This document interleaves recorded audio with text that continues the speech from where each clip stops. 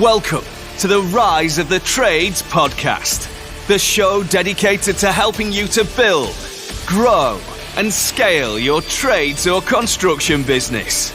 All rise for your host, Craig Wilkinson.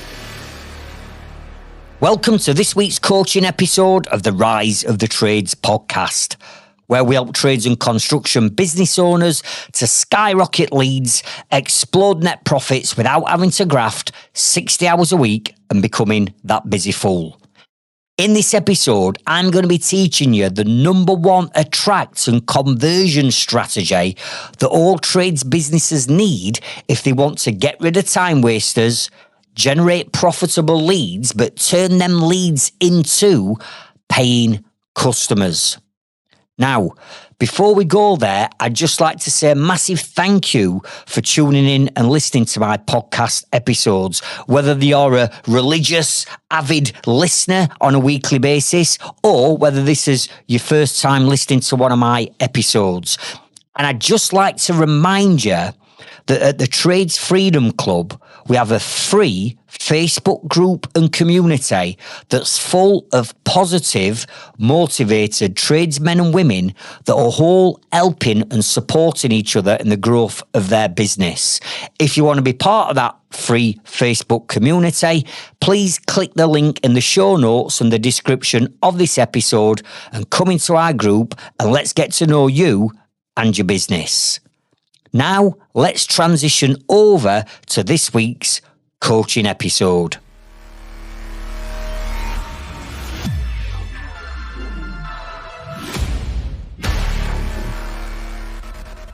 Doesn't take a rocket scientist to understand that as a trades business, we've got to be marketing our business literally everywhere.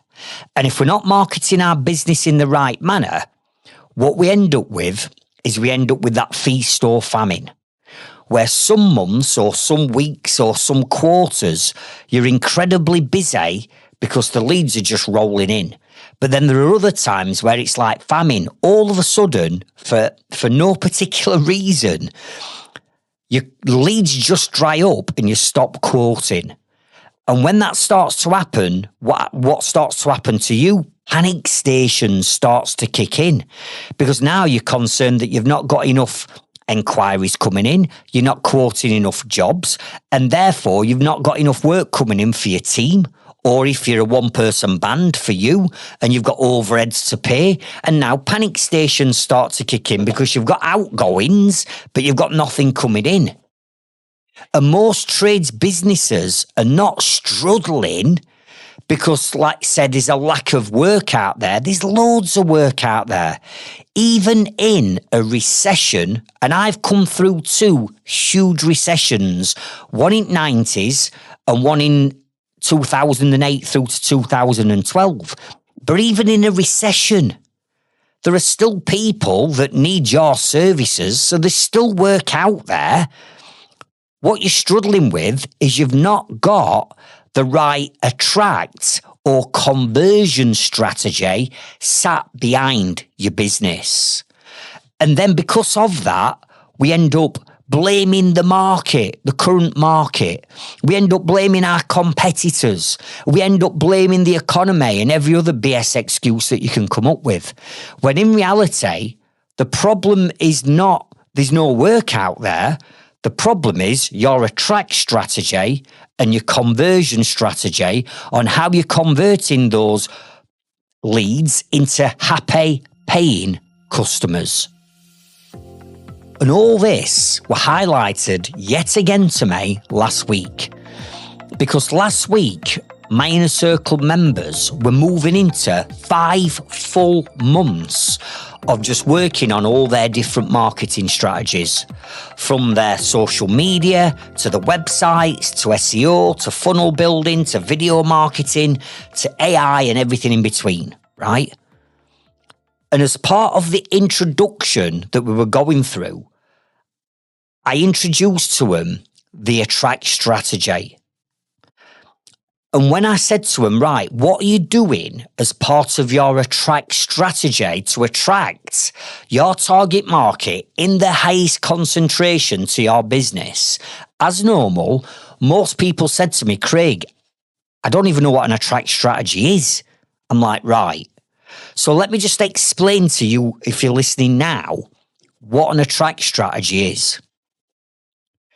Your attract strategy is utilising all the different strategies and methods and ways in which you can market your business across lots of different mediums, lots of different platforms, lots of different ways you can market your business, right? That is your attract strategy. And I teach 20 different attract strategies. This is 20 different ways just to attract a lead to your business. There's 20 that every trades and construction business should be doing. So when I said to him, look, your attract strategy is every single piece of marketing that you're doing, whether that's social media, that'll be constitute one strategy. Maybe you've got a website, that's your second strategy. Maybe you're doing SEO, that might be a third strategy. Maybe you are using checker trade, that might be a fourth strategy. Maybe you're doing leaflet drops, that might be a fifth strategy. Maybe you're doing paid ads like Google or Facebook ads, that's your sixth strategy. Do you get me? Now there's 20 different ways in which you should be marketing your business. So when I explained what an attract strategy was, I said, right, here's what we're going to do. I want you to be honest with yourselves and write down all of the different attract strategies that you're currently doing in your business to attract your target market to you. And let's just see, out of an average of 20, because on my inner circles there's always 20 trades businesses on it. Out of 20 of you, let's have a look at what the average is. So I set them the challenge to write down as many strategies as they're doing to attract people. Now, the highest was an electrical company, right? Based up in Northeast. I'm not going to mention any names because it'd be unfair. But they were doing okay and they got 7. So they were doing 7 different things to attract their customers to their business. And then we got everything from 7 all the way down to just 1. And that was just word of mouth. That were it, just word of mouth marketing. And when I looked at the average over 20 businesses, the average were 4, which means out of all of them, on average, they were just doing 4 different types of marketing to attract their customers to them. Now, when I explained to them that these, on average, 4 things are the exact same 4 as what the vast majority of those 20 are doing, but also it's the same 4, 5, 6, 7 things that every other trades business on the planet are doing. Everybody's using social media. I don't think there's many businesses on the planet that are a service-based trades businesses that aren't using social media. So what makes you stand out and what makes you different on how you're using social media to the millions of other trades that are doing what you do? Just about everybody, unless you're a startup, has got a website. But just about everybody's got a website. So what does your website do? What's the psychology around you navigating people around your website? Out of the 16 fundamental features that we need on a website, how many have you got? In other words, what makes your website so compelling for people to leave an inquiry with you? Are you with me? So when I explained this to them and made them see that you're all doing the same type of marketing that everybody else is doing, and none of you are standing out and dominating for the right reasons, this is the reason why we're in feast or famine. Because the marketing of the attract strategy, number one, they're not doing enough strategies. Number two, they're not doing the strategies that hardly anybody's doing, which will help them stand out. Do you get me? So the problem is, I haven't got leads coming in. I'm struggling to get leads coming in. What you're struggling with is an attract strategy on how we attract people to your business. Because if you were to implement the 20 different strategies that I'm going to share with you shortly in another podcast episode, if you were to implement that lot into your business, I am telling you now, you would never have a problem with leads coming in. It'd be like an avalanche of leads coming in every day. In fact, I dare say this, you won't be able to cope with the leads coming in if you bolted everything on. But you're not doing it, one, because you don't know the attract strategy, and two, you don't know what the 20 different things you should be doing to attract people to your business. And then it's a case of, all right then, so some of you are attracting leads, some of you aren't struggling for work. But how are you converting the leads that are actually coming into your business? Because when we look at the conversion strategy, they're dropping the ball on the conversion strategy. They're making schoolboy and schoolgirl errors when it comes to converting that lead into a paying customer. And you'll be making the exact same classic mistakes as what my inner circle members have been making, which will rectify, and what every other trades business on the planet are making, because you haven't got a conversion strategy in place and you're not converting these leads into paying customers. Are you with me? So number one, it's the attract strategy that's the problem, because you're not implementing all 20 things. And number two, when the lead comes in, you're not converting them properly because you're dropping the ball at certain parts on that conversion stroke sales process. Are you with me? So in this episode, we're going to clear this up, because we're going to work on the attract strategy and we're going to work on the conversion strategy.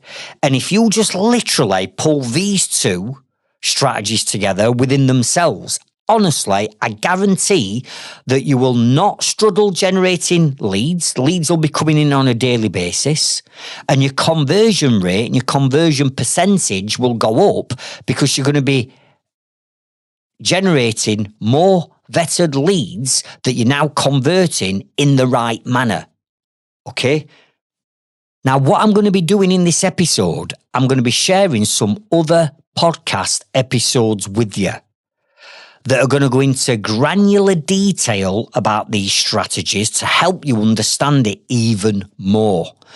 So I want you to make notes, notepad, pen, tablets, whatever you're making your notes on, and take stock of the other episodes that I'm going to give you that will bolt onto this one, that will help you generate more leads and convert them into paying customers.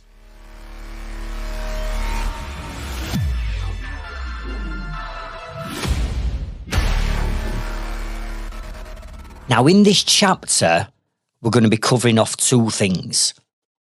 The first one is what's going to happen if you don't get your attract strategy right.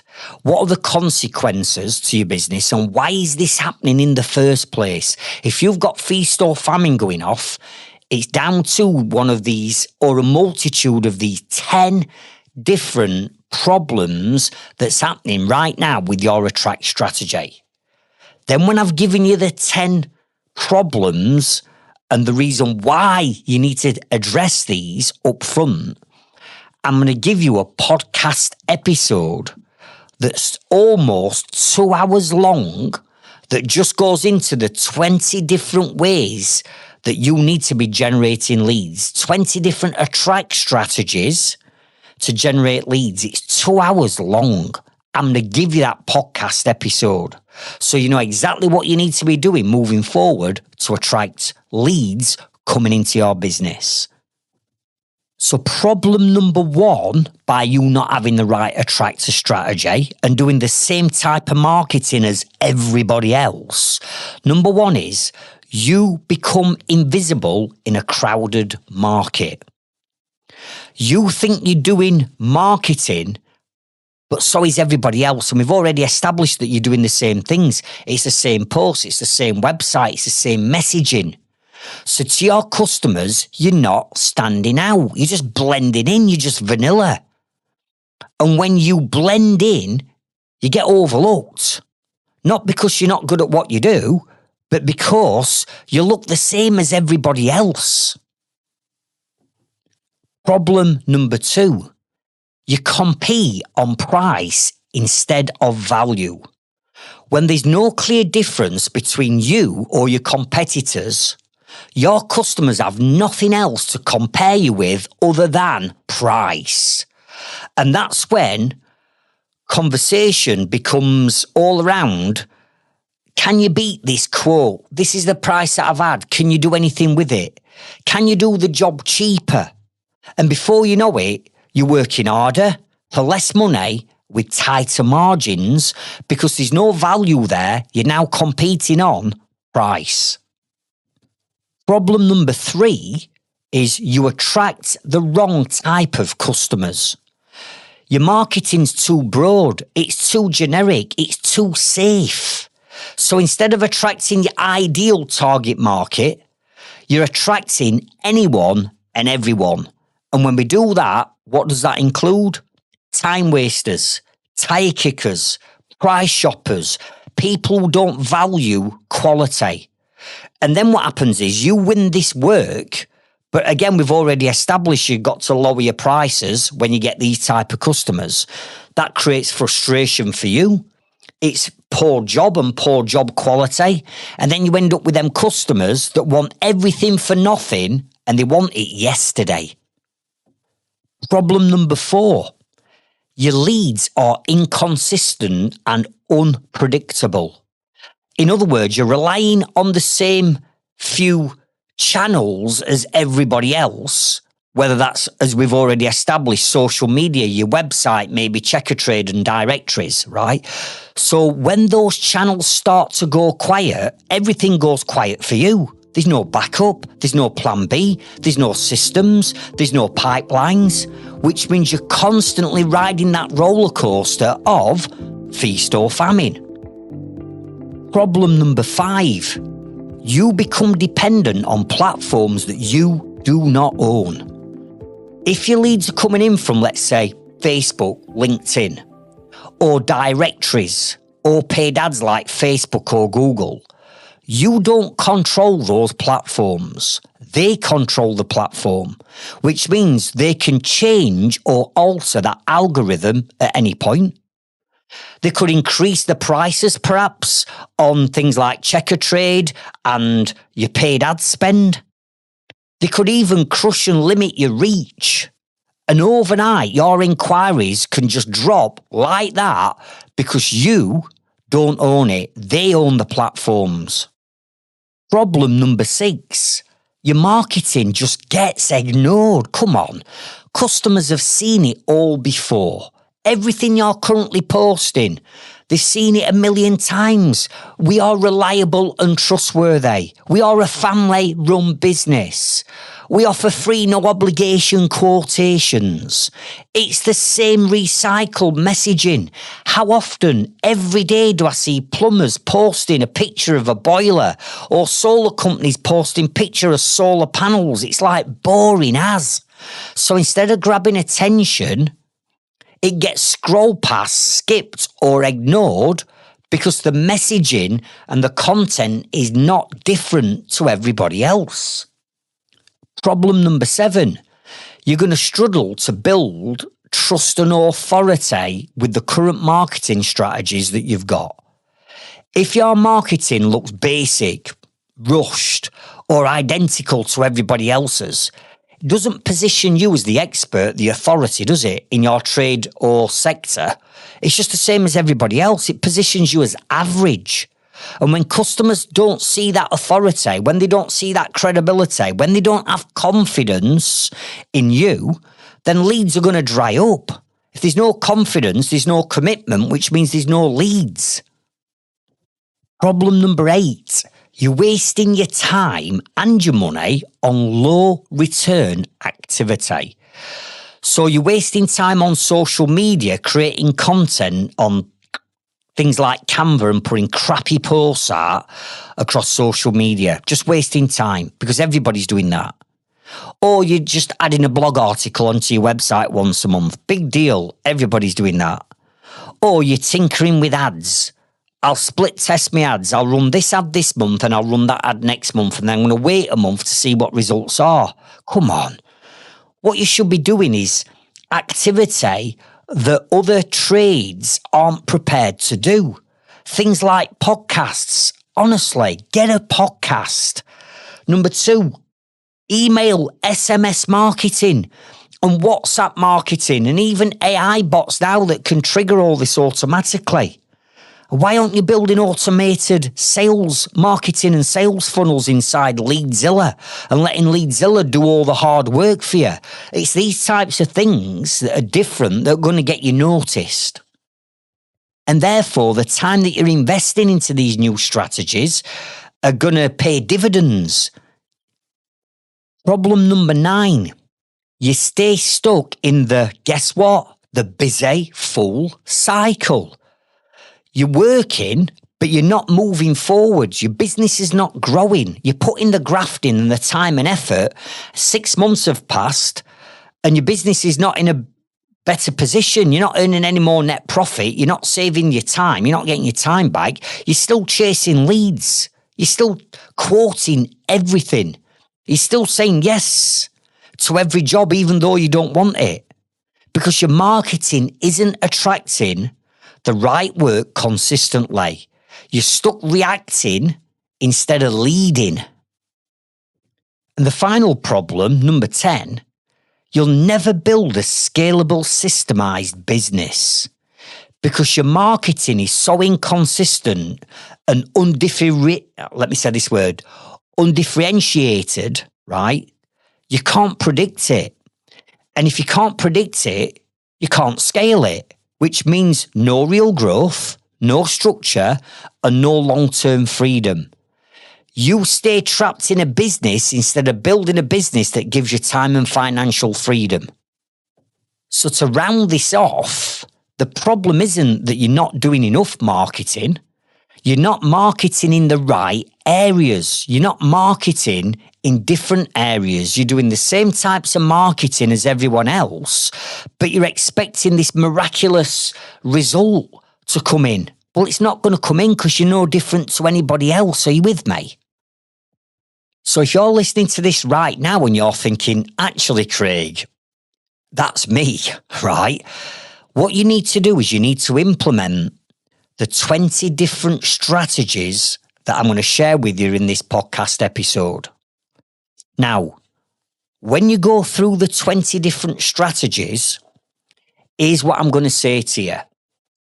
Every single one of these strategies will work for any trades or any construction business. But out of the 20, you might choose not to do all 20 because you might look at that and go, well, actually, that one would work for this type of business. But in actual fact, Craig, for me, that won't work. And I accept that. So just like I shared with my Inner Circle members, I want you to choose 15. The top 15 that you know would work for you and your business in the trade or industry or sector that you're in, I guarantee that 15 of them 20 will sit very nicely with you. And I want you to choose 15 and I want you to make a start on implementing some of these new strategies that's going to take you outside your comfort zone. You're not going to want to shoot videos. You're not going to want to set up a podcast. But I'm telling you now, by doing the things that other people aren't prepared to do, that's what's going to bring you in a greater result.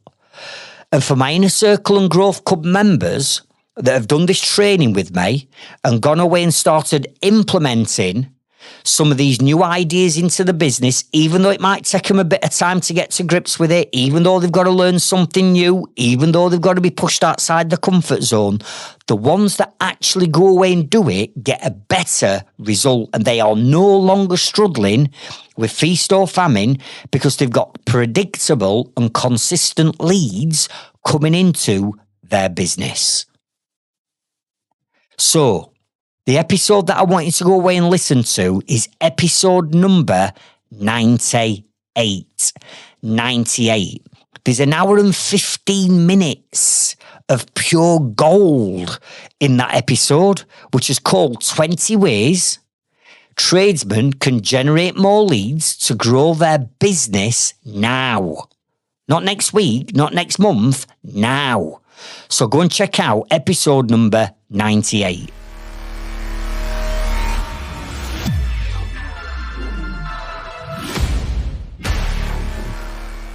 So in this chapter, we're going to be focusing on your conversion strategy. And what I mean by this is, it's okay generating leads coming into your business, whether that is now through the current attract strategy that you're using existing, or even in the future when you bolt on, let's say, these 15 different other attract strategies that I'm asking you to do. Ultimately, you're generating leads coming into your business. And a lot of the times, the reason why we're losing work is because of the way in which we're converting, or the professionalism of the way in which we're converting our leads that come in. Now, you might think that you're great when it comes to talking to customers, you're great when it comes to sales, you're great when it comes to this, that, and everything else in between. But in all honesty, you'll not be. And if I were to go into full-blown detail with you on how you need to improve your conversion strategy, then you're going to actually realise that you're not as good as what you think you are. So it's not sometimes a case of, I'm not winning the work. You're getting the leads, but you're not winning the work because your conversion strategy is really, really poor. So that's what I want to focus on in this chapter. Now, the first thing that I want you to do before we talk about strategy is ask you this question. Do you actually know what your conversion rate is as a percentage? So if I were to say to you now, what's your conversion rate from leads coming in, jobs quoted, and you actually winning that work, what percentage figure would you tell me? Because in all honesty, most trades don't know. They'll have a guess at it, but guessing's winging it, isn't it? Surely the first thing we need to understand is, what is your conversion rate? Because if we're going to improve the conversion rate, we need something to measure against it. So let me explain what I'm going to ask you to do to start off with. Number one, I want you to think about how many jobs that you've quoted in a given period of time. Right? I'm not on about how many leads have come in, because some of them leads will be time wasters and tire kickers that you never even ended up quoting. I'm on about quoted jobs. If you've quoted a job, it means the customer must have been vetted, and therefore you're prepared to give up your valuable time to go and look at that job. So jobs that you've quoted versus how many of them did you actually win? Because this is how you work out your conversion rate. So let me give you an example. If I quoted 100 jobs in a given period of time, and that might be 3 months, out of them 100 jobs that I actually quoted, I won 50, then my conversion rate will be 1 in 2, because every 2 jobs I look at, I win 1. Therefore, my conversion rate is 50%. Do you understand what I'm saying? Now, when I'm talking about given period of time, the reason why I'm saying this is you might be a plumbing and heating engineer, and you might do 2 or 3 jobs a day. You might even do more than that, which means that you probably do, you could do 50 jobs in a 3-month period. Where a building contractor might only do 1 job in that 3-month period because it's building an extension and it takes 3 months. Do you get me? So depending on what trade you are, I want you to go back and I want you to choose a time frame. So for a plumber, it might be 3 months. For a building contractor, it might be 12 months. But you're going to go back and find out how many jobs you've actually quoted in a given period of time. Now, this should be easy because you should have some software like Leadzilla or ServiceMate that's tracking how many jobs you've quoted. You might be still doing it old school and manually, and you've got to go back to a Google Drive folder to have a look at how many jobs you've quoted. And then how many jobs you've won, well, that should be easy, shouldn't it? Because you should be able to check that on Xero or QuickBooks to see how many jobs you've actually invoiced. Are you with me? And then what you're going to do is you're going to use this math. Write this math down, this formula. You're going to take the total number of sales, right, that you've made. That's invoices. How many jobs have you actually invoiced? So you take the total number of jobs that you've done, and you divide that by the total number of leads that you've quoted. And then you times that by 100. So think about it. You're saying, in this example, we're saying that we've done 50 sales, but to get them sales, we had to quote 100 jobs. So you're going to take the 50 sales divided by the 100 jobs, times that by 100, and that'll be 50. That's your 50%. So now you've got a starting point. Now you know what your conversion rate currently is. What we need to do is get that conversion rate up. So instead of quoting 2 jobs to win one and only being at 50%, if we can make that 75%, then we're going to win more work, aren't we? But you're not going to know this, and you're not going to know the improvements until you start off working out and measuring where you're currently at. So number 1, work out what your conversion rate is now. And then once you've implemented the strategy I'm going to share with you now, you can then run that strategy for maybe 3 months, go back to your numbers, and then that percentage figure will have increased. It's bound to, it can't not do. It happens every time, which means now you're converting more of the jobs that you're quoting, which means you're not wasting as much time, which means that you're winning more work. And if you're pricing the jobs correctly with the correct gross and net profit margins, you're now making more profit. Are you with me? So here's the number 1 way in which you're going to increase that conversion rate, 100% hands down. And if you've been listening to my podcast for some time, you'll probably be aware of this. Whether or not you've gone away and done something about it is a different matter. But that is implementing vetting forms or pre-qualification vetting process to make sure that every single lead that comes into your business has been vetted.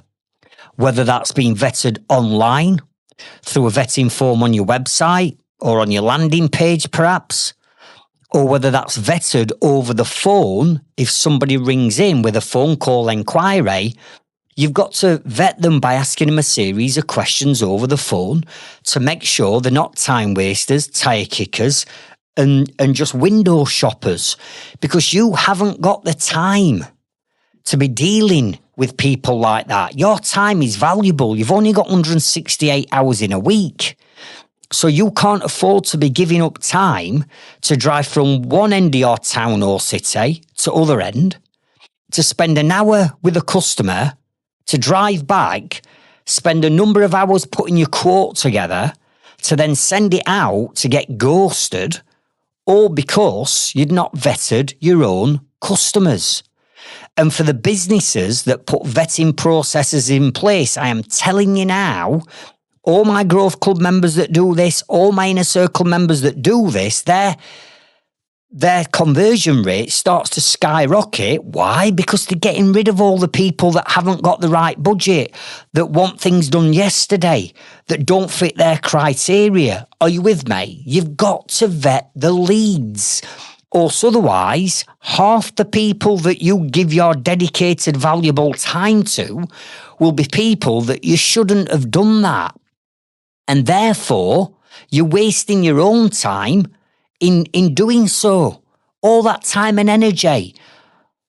driving out, surveying, pricing, putting quote together, following it up. Half the people that you're probably doing this for, you shouldn't be doing it for in the first place. Do you understand what I'm saying? All this takes is a mindset shift to you to start to think like a businessman or woman and not a tradesperson. In the fact that we've got to bring the vetting process in for the reasons why I've just said. And all that is a mindset shift. And if you do it, your conversion rate will improve. So here's a number of things that you need to consider when you're putting your vetting forms together, albeit I'm going to give you a dedicated podcast that goes into this strategy in a lot more detail. But number one, I want you to write down all the questions that you feel, if you had the answers to them, you could almost determine whether they were a time waster or not, just from the questions that they give you, that they answer. All right. And if that includes asking them for measurements or to upload photographs of drawings or the front of the property or inside where the boiler's currently located or whatever it is you need to do for your trade, you can do all that lot in a vetting form. So what questions would you need to ask someone? If they gave you the answers, you could look at them answers and go, absolutely not. They haven't got the budget, because one of the questions that you need to be asking is the budget question. And I know for sure some of you are going to be sat there going, I can't ask for that budget question, Craig, because nobody's going to tell me. They're going to think I'm ripping them off. Customers won't give you the budget. No, they will give you the budget if it's asked in the right manner and you give a multiple choice selection of budgets ranging between, I don't know, 500 quid and £1,000, £1,000 and 3,000, 3,000 and 5,000, or whatever it is that your budget range falls into. If you ask them questions like that, I guarantee that they'll answer it, because you make that question on an online form a compulsory question. So one's got to be the budget, the other one's got to be timescales. Because if you're booked up for 3 weeks or 3 months, but somebody wants it doing next week, you can't fit it in, can you? So what's the point? So think about all the questions that you would need, including measurements, photographs, drawings, whatever it is that you're going to need, that can be uploaded through an online vetting form that comes through to you. You have a look at it, and then you say yes or no. Yes, I'm going to give up my dedicated time to go and survey this job, or no, absolutely not, time waster. And then you need to take them exact same questions that you've put on the online vetting form, again, that's on your website, your landing page, and they're the same types of questions that you would ask over the phone if somebody called you. Then you'd ask them the exact same questions and pre-qualify them on the phone. If you get an email that comes in saying, oh, I want a price on this job, or you get a direct message on Facebook or WhatsApp, all you do is you simply reply back saying, absolutely, we can give you a price. Please click this link, and that link will then either take them to your website, and when they land on your website, there'll be a call to action button that says get a free quote. They click that, and what pops up? Your vetting form. They've got to go through the vetting form before they can actually leave the inquiry. Are you with me? Or if someone direct messaged you on Facebook, you'd send them the exact same message. Absolutely. Please click this link. They click the link, it might send them to a landing page. And that landing page is about the actual service that they want. And then they click the call to action button on the landing page, and boom, they're into your vetting form. Just by introducing a vetting process, you're going to skyrocket your conversion rate. Now, the next question is usually, I get it, Craig, you're right, but what questions do I specifically need to ask? And then how do I build the vetting form, the online form? What software do I build that in? Well, all that lot is contained in a dedicated episode that I've recorded called How to Create a Vetting Form to replace time wasters with pre-qualified leads. All that lot is inside a 1 hour, 45-minute training on me walking you through all of it, including how to get access to the Leadzilla, which is the software that you build your vetting forms out on. Now you can get a free trial to that. And the link to that actually is in the show notes and description of this episode. But what I'm saying is, episode number 36, the entire vetting form strategy is shared with you up front in episode 36.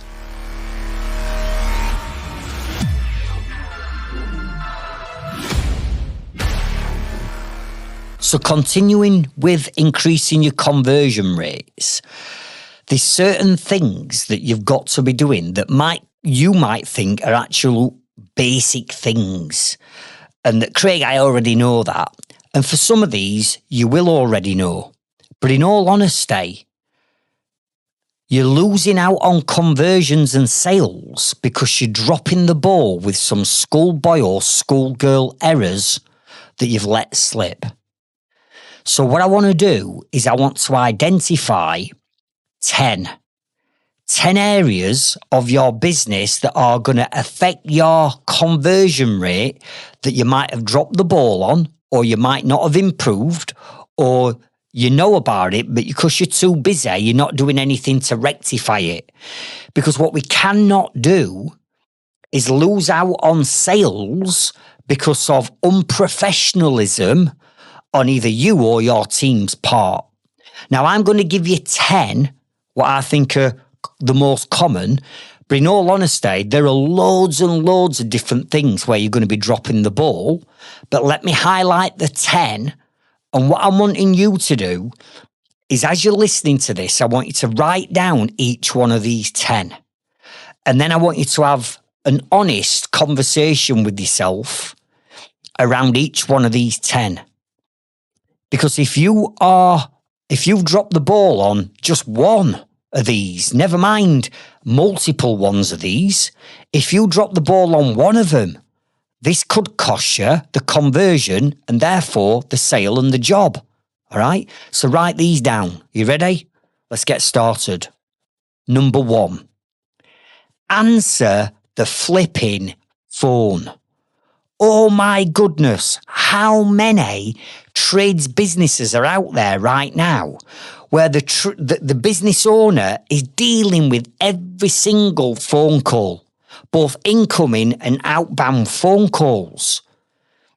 And even I ring some of our members up and they don't answer the flipping phone. And I'm like, come on, you're doing all this marketing, you're putting all this time and effort into attracting that lead and bringing them to your business, and then you don't even answer your flipping phones. You just let it click to voicemail because you're on tools and you're busy, or you ain't got the headspace to deal with it. So you let it click to voicemail.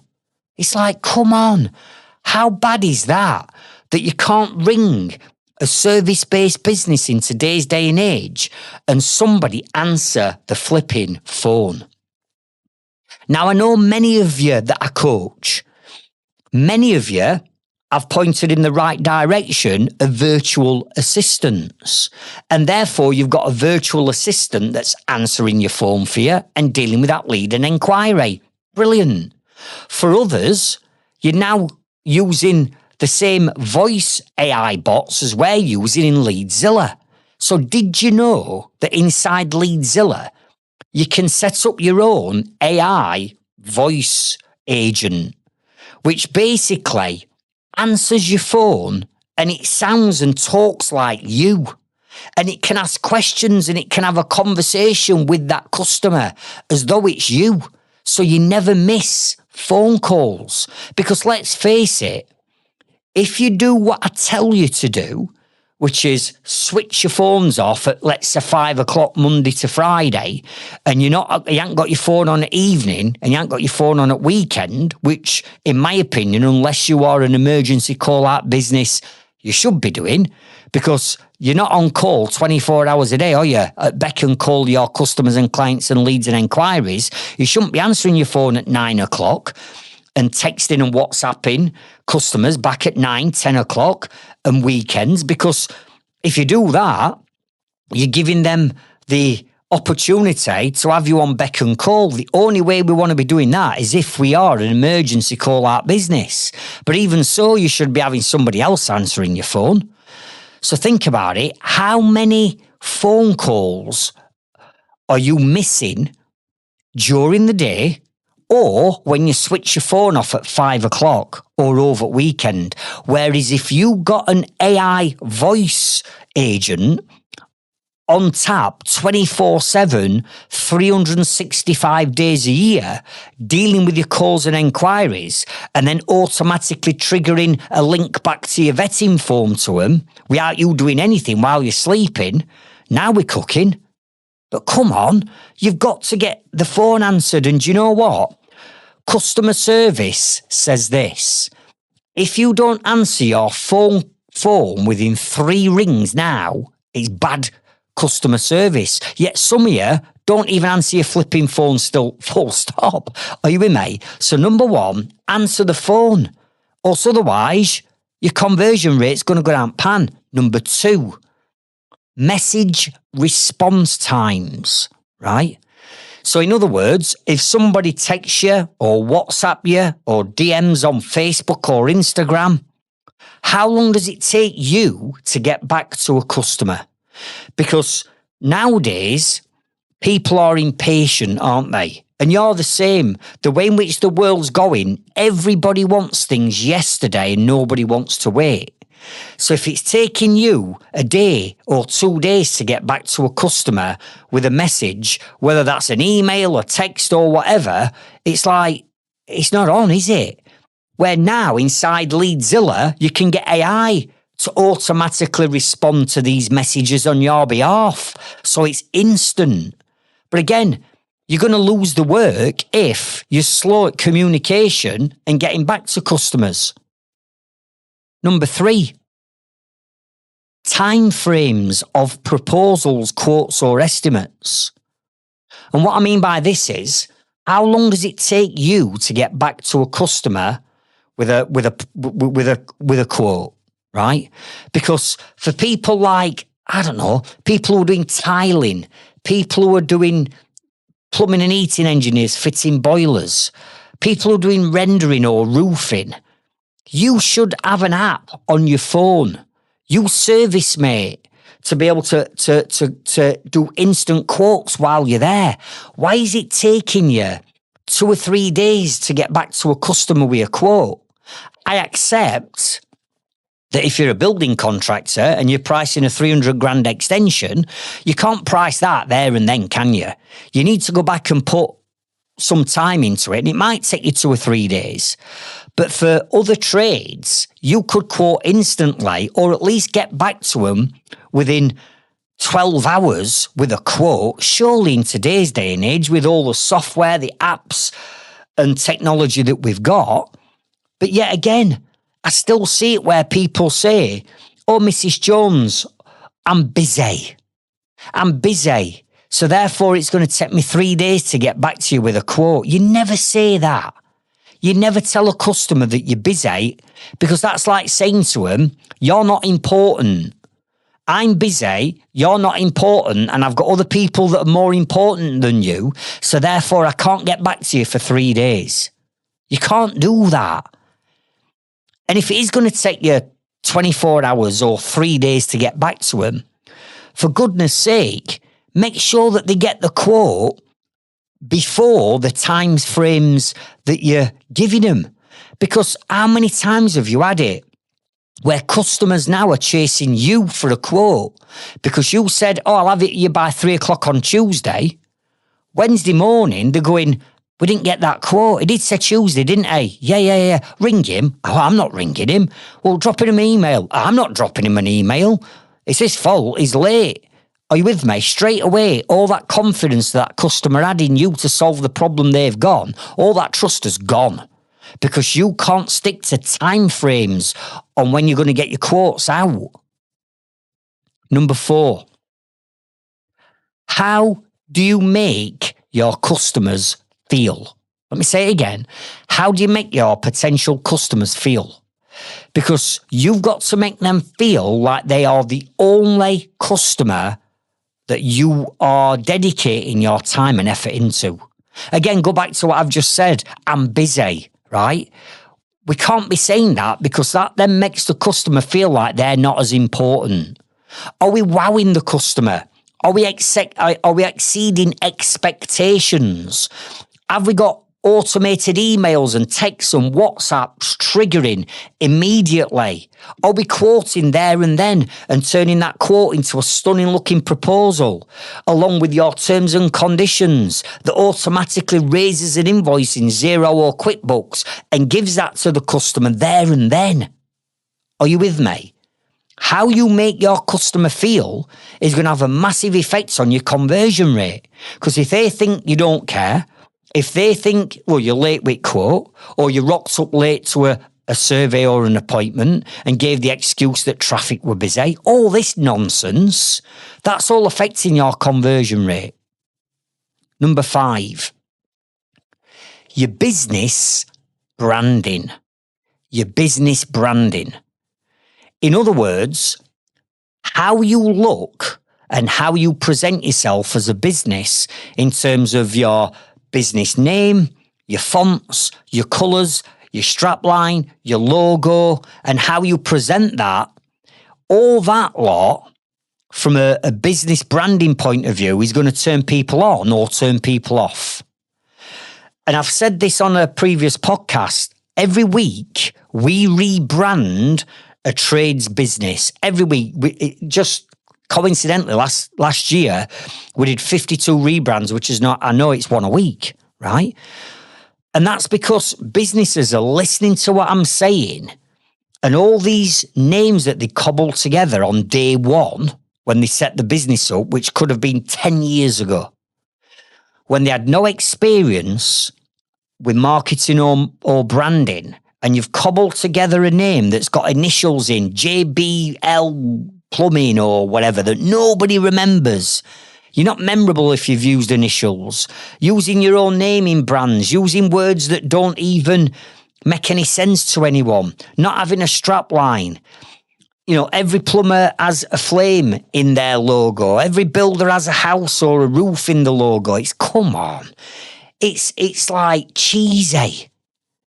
Your business brand is there for people to look at, and it either says cheap and nasty, and that's what you're going to attract, cheap and nasty people. It's going to say mid-range, which is exactly what I'm saying, mid-range, or it's going to spell quality, high-end, professional. You know, you might have to pay a bit more going with us, but I'm telling you something, you're going to get the absolute far superior job and customer service that you've ever experienced. That is what your logo, that is what your business brand says.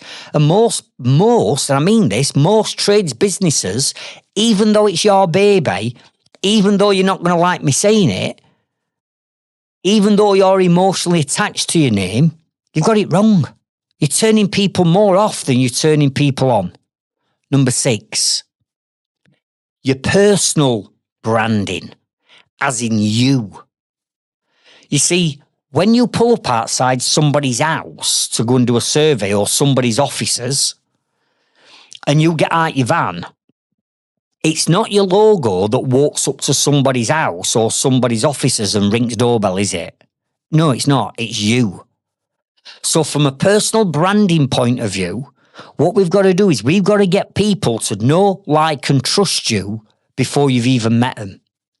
So by having your personal branding, by having images and videos of you across all your social media, across your websites, across your landing pages, and you showing people on videos how you work, how professional you are, how you do things, how your business is systemized and automated using Leadzilla or ServiceMate, explaining that the customer journey is like second to none, showing people that you've got the authority to do what you do in your business because you're showing them how you hang a door, how you fit a boiler, how you tile a wall, how you fit a bathroom, how you put your scaffolding up. All that lot, you need to be in that because people aren't buying from a logo, they're buying from you. So we've got to get your personal branding into it. Otherwise, if you're nowhere to be seen on websites, landing pages, brochures, business cards, online, social media, if they can't find anything out about you, the business owner, or the people, the team that are coming to do the job, you're a faceless company. And in today's day and age, people do not want to deal with faceless companies. They want to know who's coming out to do the survey, who's going to be pricing the job, who's going to be doing the job. And if they can see all that up front, because you as a person and your team are on your Facebook business page, or on your website, or on TikTok and Instagram, where they're going to be checking you out on, then we're going to build up that personal brand relationship with people. If not, you're a faceless company and you're going to turn people off.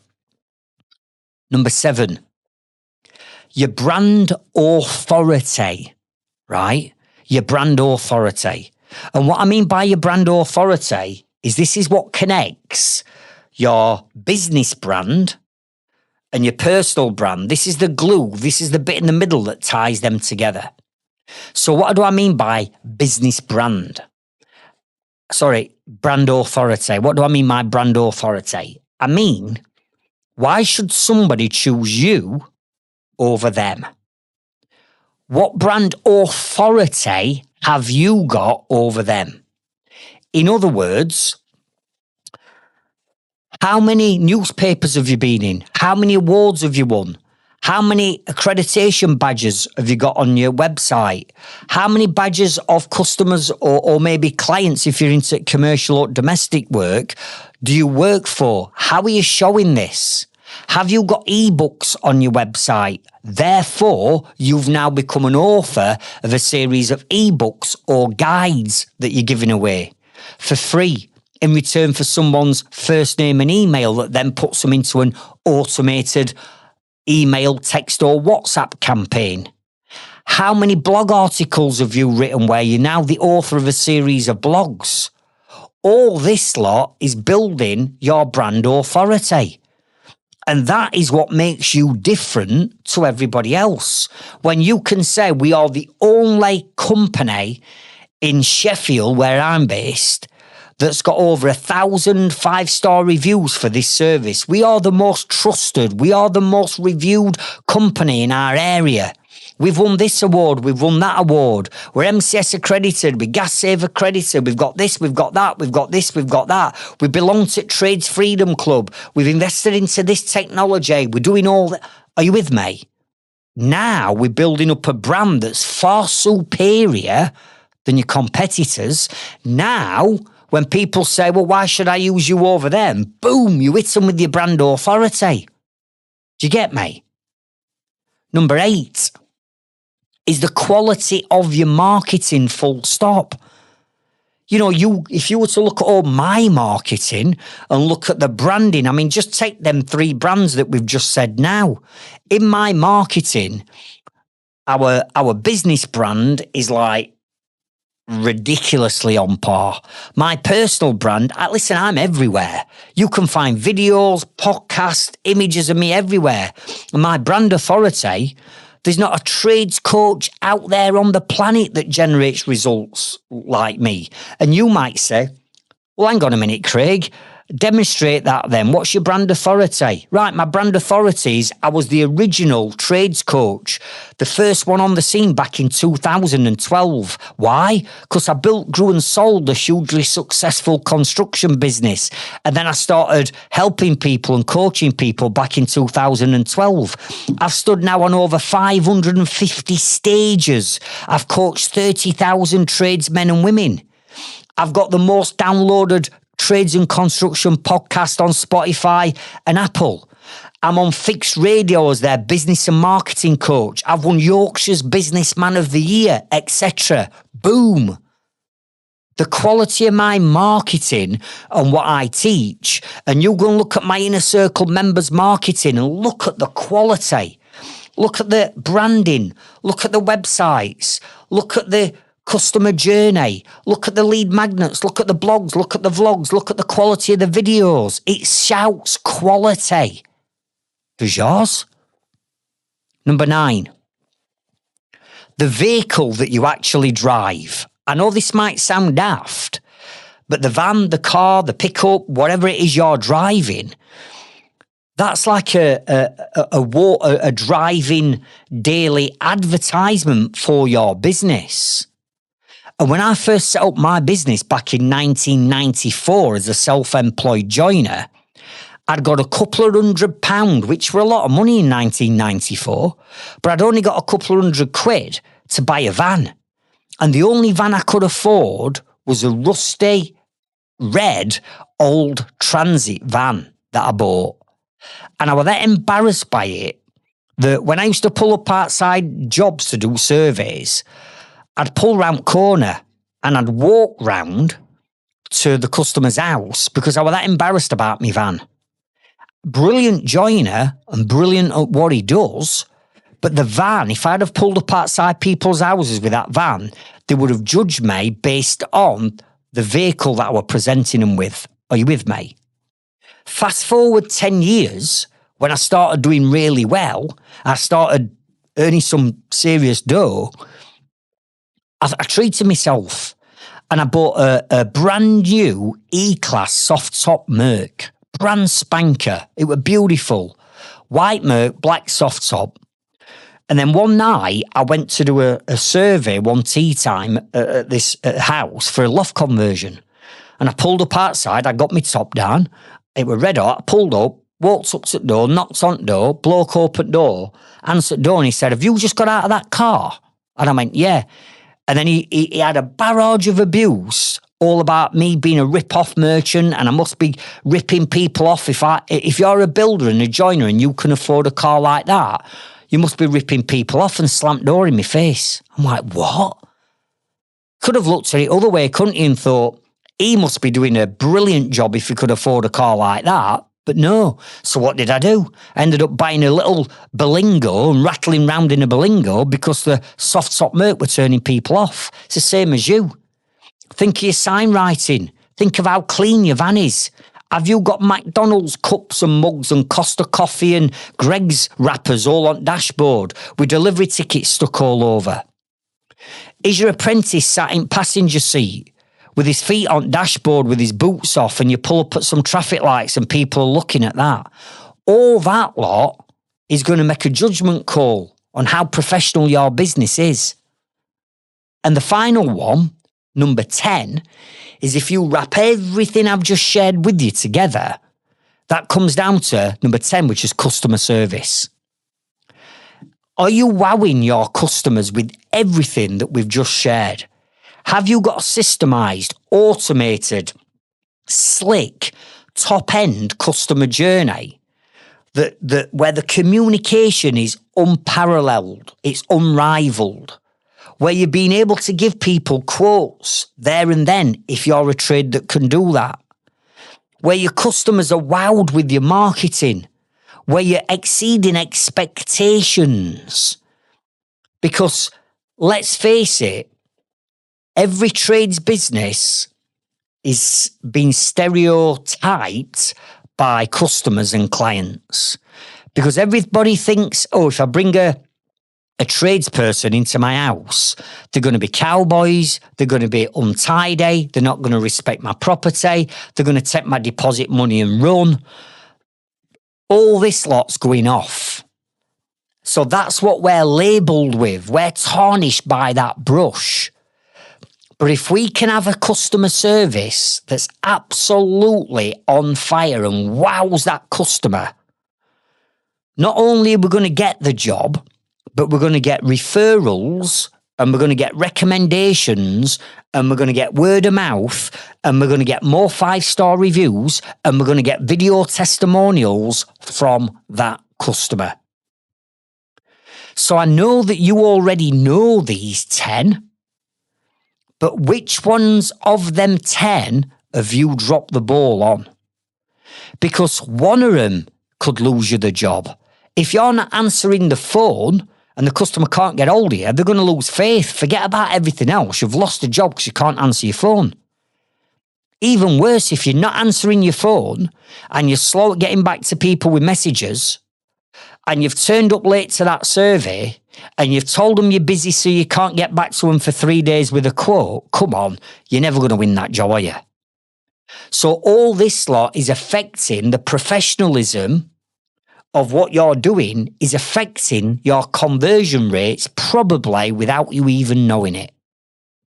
And you cannot let simple things like this affect your conversion rate on whether you win or lose that job. Now, I want you to go and listen to podcast episode number 20. Because in episode 20, when I'm talking about the branding, right, of your business, yourself, your brand authority, I cover all that lot off on how you can improve all that immediately in episode number 20. So please go and check out that episode to smarten up all of your brands so your branding is not losing out on the business.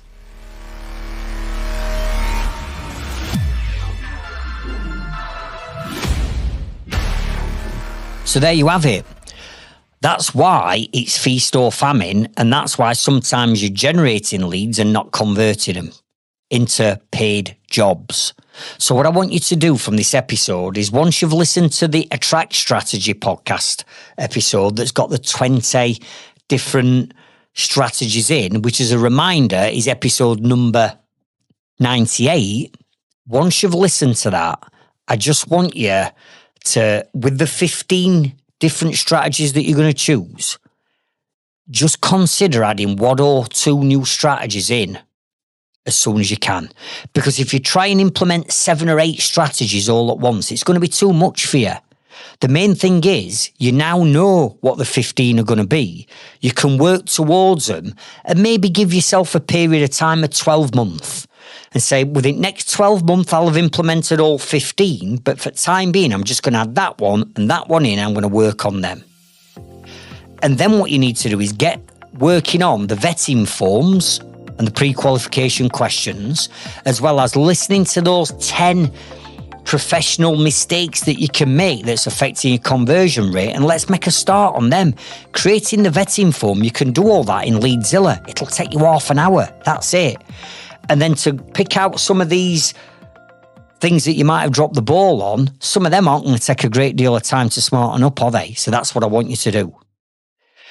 Then what I want you to do is come over to our Facebook group, or if you're a member of our Growth Club, come into our Growth Club community, tell me that you'll listen to episode 112 and tell us what you're going to work on next. And if you need any more help and support, Facebook group or our Growth Club is the place to post into.